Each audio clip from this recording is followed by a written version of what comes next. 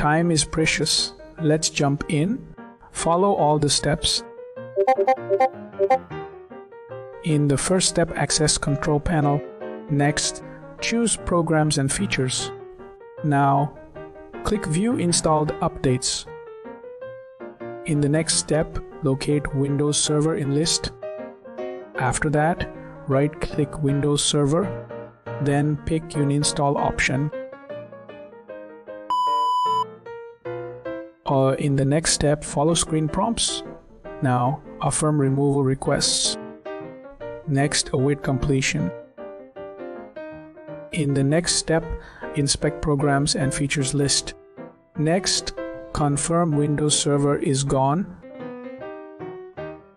In the next step, shut control panel window.